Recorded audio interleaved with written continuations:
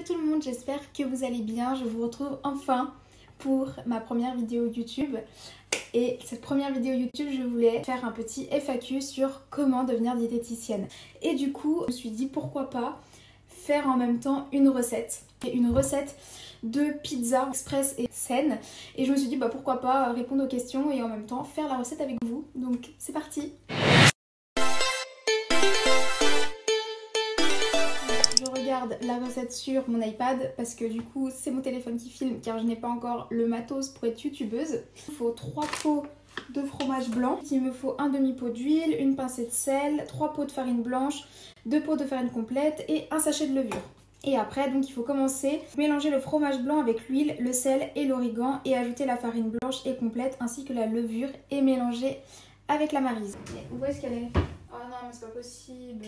Je savais que je ne pouvais pas être youtubeuse. Comment cette vidéo attends, aïe, c'est cette vidéo. Donc, on va poser la première question. Pourquoi être devenue diététicienne? Alors, pourquoi être devenue diététicienne? Parce qu'en gros, en fait, j'étais en surpoids quand j'étais pendant mon enfance et pendant mon adolescence. Et en fait, quand je suis arrivée en seconde, donc au lycée, j'ai fait en fin d'année scolaire un voyage en Espagne avec soi-disant des copines qui m'ont dit, qui m'ont fait beaucoup de remarques sur mon poids, etc. L'été, pour passer de la seconde à la première, j'ai commencé à revoir mon alimentation. Donc en fait déjà au niveau du goûter, genre je goûtais énormément. En fait je faisais plus qu'un repas, c'était beaucoup plus qu'un repas. Et donc là rien que là j'ai commencé à perdre du poids parce que j'ai commencé à en fait me renseigner avec internet. Je me suis informée avec YouTube et Google. Donc à ce moment-là, j'aurais pu faire des très grosses fautes alimentaires et pas tant que ça en fait, j'ai rééquilibré sans connaître en fait le mot rééquilibrage alimentaire. Je connaissais même pas le mot, je connaissais même pas le métier de diététicien en seconde. J'ai perdu du poids mais lentement. En un an, j'ai dû perdre à peu près 6 kilos. Ce qui est tout à fait bien, je veux dire c'était très lent, etc. J'étais vraiment en léger surpoids. Et en fait quand je suis arrivée en fin de première, en fait avec le bac, avec le stress, là j'ai commencé à perdre à nouveau du poids. En fait j'avais une perte d'appétit à cause du stress. Et en fait quand je suis arrivée en terminale, mes copines, anciennes copines ont commencé à me demander des conseils. Et en fait je donnais des conseils à tout le monde en nutrition, j'adorais donner des conseils. Et en fait c'est là où j'ai appris que le métier de diététicien existait. Et en fait ma mère a parlé du métier de diététicien. C'est une blague. J'ai plus d'huile. Ça fait que je n'ai pas maîtrisé ça. Du coup, cours en terminale, je suis allée voir une diététicienne, pas pour une prise en charge, mais pour lui poser plein de questions. Et en fait, j'ai adoré. Alors, quelques semaines après, il y a eu APB, donc anciennement, enfin c'était Parcoursup maintenant. J'ai fait les vœux, BTS et IUT au dernier moment. La deuxième question, donc comment devenir diététicien? Je m'arrête 2 secondes sur la recette parce que je n'arrive pas à faire 2 choses à la fois. Alors en fait j'ai fait, moi pour ma part, j'ai fait un bac sciences sanitaires et sociales, donc un bac techno ST2S. Au niveau du bac, alors je pense que ça soit en BTS ou en maintenant le BUT, ça a été remplacé. En fait les conditions au niveau du bac, donc avant c'était bac S, bac STL, bac ST2S et encore bac ST2S, c'était pas trop pour le DUT, enfin ils regardaient vachement le dossier. Maintenant ils regardent tous les dossiers. Donc si vous êtes en bac général, moi ce que je vous conseillerais comme matière, maintenant les spécialités, ça serait plus SVT, peut-être mathématiques, physique, chimie et ou sciences de l'ingénieur. Après, à voir avec vos difficultés. Donc à l'époque c'était bac S qui était plutôt privilégié dans cette filière. Donc je pense parce qu'il y avait de la SVT, les maths, la physique, donc essayez de prendre ces spécialités là. Les candidatures sont étudiées maintenant. Il y a 2 possibilités. Il y a donc le BTS diététique et vous avez maintenant donc le BUT. Donc le BTS diététique il se fait en 2 ans et le BUT il se fait en 3 ans. Et avant c'était le DUT qui se faisait en 2 ans. J'ai fait un DUT génie biologique qui se faisait donc du coup en 2 ans. Le DUT, donc la première année c'était un tronc commun. Et en fait vous êtes mélangé avec les autres parcours. En fait vous avez plein de matières en lien avec la biologie. Donc il y a de la biochimie, de la microbiologie, de la chimie, de la physique, des mathématiques. Vous avez, alors moi c'était 4 semaines ou 5 semaines de stage en restoco, donc en restauration collective. Et après la deuxième année, donc là en fait vous vous spécialisez en nutrition. Vous voyez tout ce qui est la nutrition de septembre à mars et après de mars à juillet vous êtes en stage avec 5 semaines de stage optionnel, c'est-à-dire qu'en gros vous le faites là où vous voulez et 8 semaines de stage thérapeutique, c'est-à-dire à l'hôpital, en SSR, enfin voilà. Et donc en fait maintenant avec le BUT, donc en fait ça s'organise en compétences avec des niveaux de complexité qui augmentent en fait au cours de la formation. Au bout de 2 ans, ou du coup 3 maintenant avec le BUT, vous obtenez le diplôme de diététicien. Comment ça se fait que je n'ai pas maîtrisé ça ? Du coup, cours en terminale, je suis allée voir une diététicienne, pas pour une prise en charge, mais pour lui poser plein de questions. Et en fait, j'ai adoré. Quelques semaines après, il y a eu APB, donc anciennement, enfin c'était Parcoursup maintenant. J'ai fait les vœux BTS et IUT au dernier moment. La deuxième question, donc comment devenir diététicien? Je m'arrête 2 secondes sur la recette parce que je n'arrive pas à faire 2 choses à la fois. Alors en fait, j'ai fait moi, pour ma part, j'ai fait un bac sciences sanitaires et sociales, donc un bac techno ST2S. Au niveau du bac, alors je pense que ça soit en BTS ou en maintenant le BUT, ça a été remplacé. En fait, les conditions au niveau du bac, donc avant c'était bac S, bac STL, bac ST2S et encore bac ST2S, c'était pas trop pour le DUT, enfin ils regardaient vachement le dossier. Maintenant, ils regardent tous les dossiers. Donc si vous êtes en bac général, moi ce que je vous conseillerais comme matière, maintenant les spécialités, ça serait plus SVT, peut-être mathématiques, physique, chimie et ou sciences de l'ingénieur. Après, à voir avec vos difficultés. Donc à l'époque c'était bac S qui était plutôt privilégié dans cette filière. Donc je pense parce qu'il y avait de la SVT, les maths, la physique, donc essayez de prendre ces spécialités là. Les candidatures sont étudiées maintenant. Il y a 2 possibilités.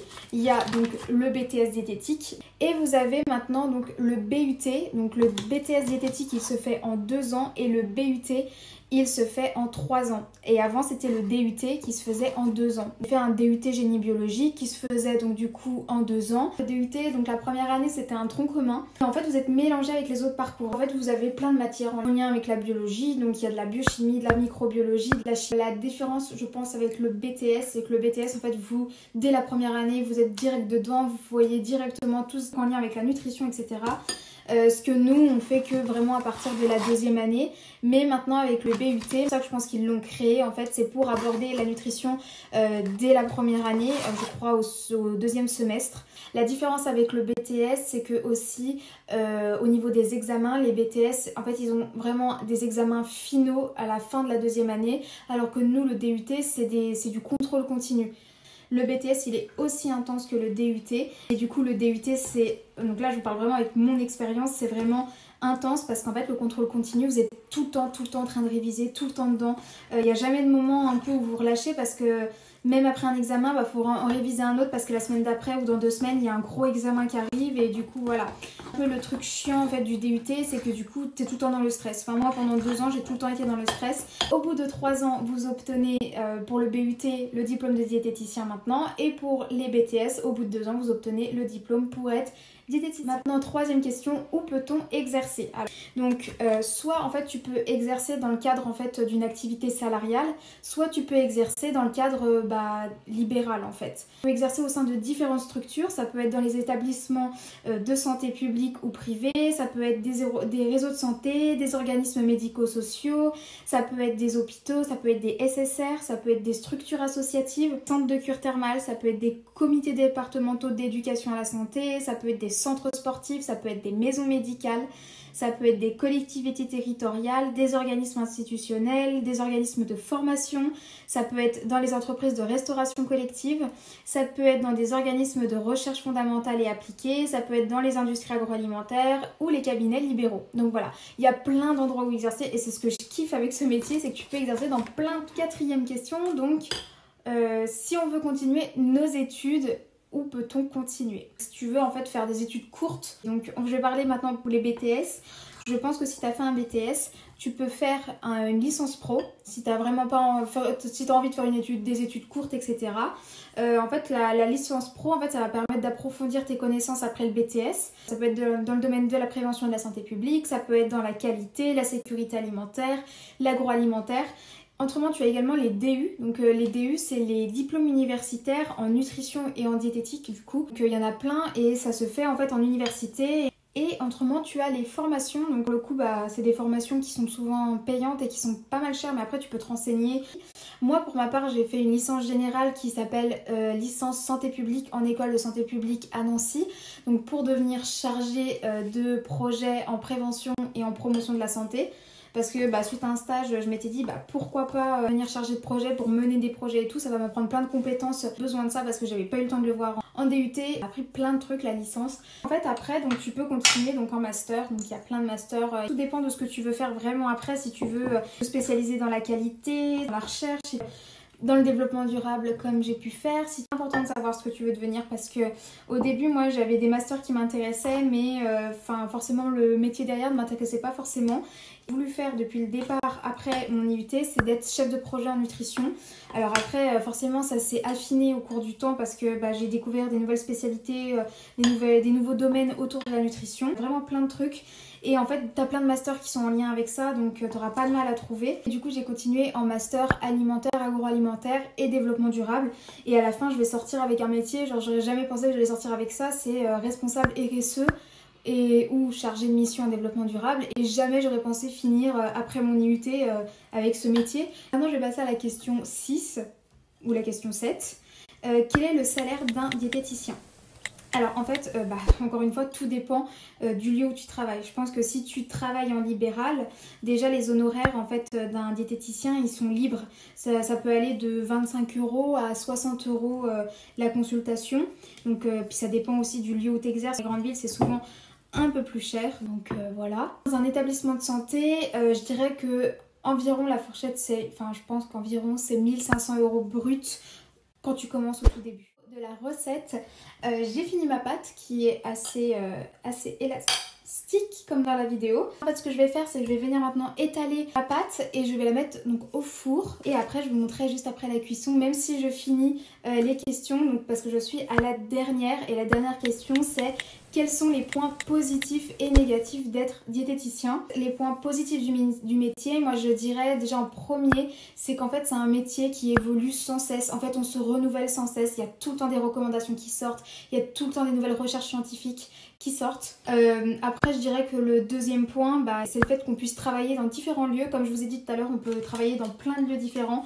Donc ça c'est ce que j'apprécie. Et en gros, même si tu te lasses à un moment d'un lieu où tu travailles, tu peux retourner, je sais pas, en libéral ou alors dans un établissement de santé ou dans un centre sportif et avoir de nouvelles missions, mais toujours en lien avec la nutrition et tout, et je trouve ça trop bien. Donc voilà. Et du coup après je dirais en dernier le relationnel avec les patients. Genre c'est trop bien. À l'hôpital j'ai adoré le relationnel qu'on avait avec les patients. Quand j'avais des ateliers nutrition, j'adore le relationnel avec les gens. Donc voilà, il faut être assez sociable et assez à l'écoute et dans l'observation avec quand on est diététicien. Ensuite, je dirais les inconvénients, c'est l'image qu'on peut avoir des diététiciens encore aujourd'hui. C'est qu'on a trop cette image de diététiciens qui donnent des régimes alimentaires pour perdre du poids, restrictifs, avec de la frustration, alors qu'on n'est pas comme ça. On a cette image comme quoi on se fait jamais plaisir, alors qu'en fait on est juste humain comme tout le monde. Et alors moi pour le coup, je me fais plus que plaisir. Donc moi pour moi la bouffe c'est la vie. Donc voilà pour la petite fin de cette vidéo sur vos questions sur comment devenir diététicienne. J'espère que j'aurai répondu à tout. Et si jamais vous avez d'autres questions, n'hésitez pas à me le dire en commentaire, j'y répondrai. Et si vous avez aimé cette vidéo, n'hésitez pas à liker. N'hésitez pas à partager également la vidéo. Moi j'ai presque fini ma recette. Je vous montrerai une petite vidéo quand ça sera cuit. Et voilà, donc j'espère que ça sera super bon. Et sinon, je vous dis à une prochaine vidéo. Bye!